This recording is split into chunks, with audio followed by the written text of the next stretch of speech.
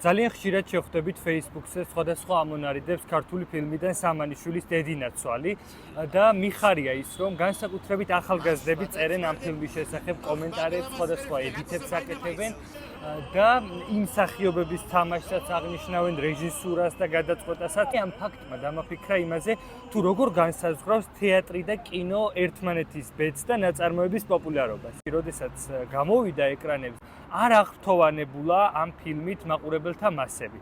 საქმე იმაშია, რომ რამდენიმე წლით ადრე 1969 წელს რუსთაველის თეატრში თემურ ჩხეიძის და რობერტ სტურუას მიერ დაიდგა კლდიაშვილის სამანიშვილის დედინაცვალი. მთავარი იყო გადაწყვეტა ამ სპექტაკლის.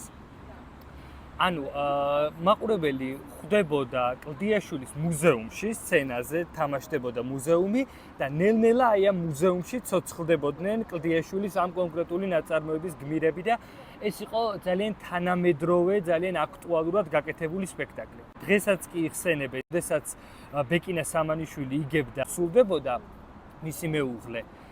რამდენი ფერი გადასდიოდა სახეზე, ანუ იმ გრიმის ქვეშაც კი ჩანდა და შესამჩნევი იყო, როგორ თეთრდებოდა, როგორ წითლდებოდა, როგორი სირცხვილის გრძნობა აღწევდა ბოლო რიგებამდეც კი თეატრის.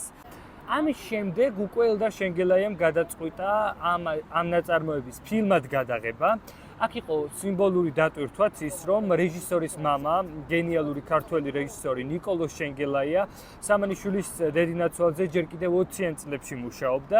სიმბოლური დატვირთვა, რომ მამაც მუშაობდა ამ ნაწარმოებზე და უკვე შვილიც იწყებს, რა თქმა უნდა, იწვევდა განსაკუთრებულ მოლოდინს ქართველ მაყურებელში.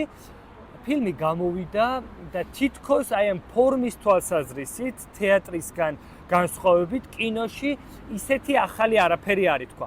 ფილმს ვერაფერს ვერ დაუწუნებდი, ვერც რეჟისურის თვალსაზრისით, ვერც იუმორის თვალსაზრისით, ვერც მსახიობების ოსტატობის თვალსაზრისით, თუმცა რატომღაც ეს ფილმი ვერასდროს გახდა ისეთი პოპულარული, როგორც ელდარ შენგელაიას სხვა ნაწარმოებები, როგორც მაგალითად შერეკილები, არაჩვეულებრივი გამოფენა თუ ცისფერი მთები და რაღაცნაირად თითქოს ნელთბილად ჩაიარა ამ ფილმის ისტორია. აი ეს კონტექსტი მოსდევდა ელდარ შენგელაიას ამ ფილმს, რომ იმ სპექტაკლთან შედარებით თითქოს ფილმი ისეთი კარგი არ არის.